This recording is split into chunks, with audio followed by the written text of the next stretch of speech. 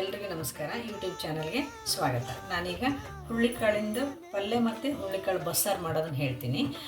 ಯಾವ ಥರ ಅಂದರೆ, ಕೆಲವ್ರು ಏನು ಮಾಡ್ತಾರೆ ಅಂದರೆ ಹುರುಳಿಕಾಳನ್ನ ನೆನೆಸಿ ಮೊಳಕೆ ಕಟ್ಟಿ ಕಾಳು ಪಲ್ಯ ಮಾಡ್ತಾರೆ ಮತ್ತು ಬಸ್ಸಾರು ಮಾಡ್ತಾರೆ. ಆದರೆ ನಾನೀಗ ಆ ಥರ ಮಾಡೋಣ. ಹುರುಳಿಕಾಳನ್ನು ಬೇಯಿಸಿ ಮಾಡ್ತಾಯಿದ್ದೀನಿ. ಅದು ಯಾವ ಥರ ಅಂತ ನಾನು ತೋರಿಸ್ತೀನಿ.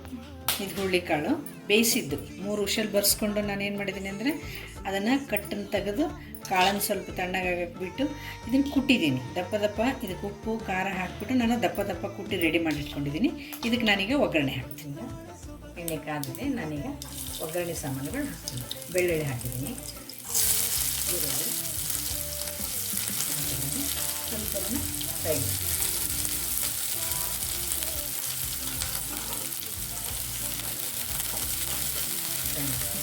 ಆಮೇಲೆ ಕರ್ಬೇವಿನ ಸೊಪ್ಪು ಆಮೇಲೆ ಹಾಕ್ತೀನಿ. ಈಗ ಟೊಮೆಟೊ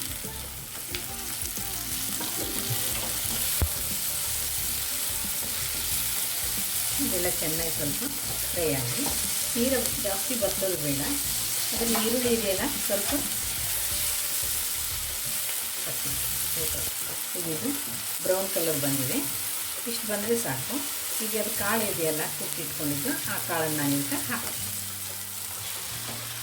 ಈ ಕಾಳನ್ನು ಕುಟ್ಟೋವಾಗಲೇ ನಾನು ಉಪ್ಪು ಖಾರ ಯಾಕೆ ಹಾಕ್ತೀನಿ ಅಂದರೆ, ದಪ್ಪ ಕುಟ್ಟುವಾಗ ಉಪ್ಪು ಖಾರ ಹಾಕಿದರೆ ಅದು ಚೆನ್ನಾಗಿ ಮಿಕ್ಸ್ ಆಗುತ್ತೆ. ಒಗ್ಗರಣೆ ಹಾಕಿದರೆ ಸರಿ ಹೋಗಲ್ಲ ಅನ್ನೋದಕ್ಕಿಂತ ಆ ಥರ ಮಾಡಿದ್ದೀನಿ. ಬೇಕು ಅಂದರೆ ನಾವೀಗ ಇನ್ನೊಂದು ಸ್ವಲ್ಪ ಉಪ್ಪು ಖಾರ ಅರಿಶಿಣ ಪುಡಿನ ಹಾಕ್ಬೋದು. ಆಮೇಲೆ ಕೊತ್ತಂಬರಿ ಸೊಪ್ಪಿಂದ ಅಲಂಕಾರ ಮಾಡೋಣ.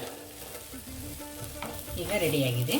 ಈಗ ನಾನು ಕೊತ್ತಂಬರಿ ಸೊಪ್ಪನ್ನು ಕಟ್ ಮಾಡಿ ಇದಕ್ಕೆ ಹಾಕ್ತೀನಿ. ಬೇಕಿದ್ದರೆ ಸ್ವಲ್ಪ ಲಿಂಬುನ ಊಟ ಮಾಡುವಾಗ ಉಪಯೋಗಿಸ್ಕೋಬೋದು. ಈಗ ಹುರುಳಿಕಾಳು ಪಲ್ಯ ರೆಡಿಯಾಗಿದೆ.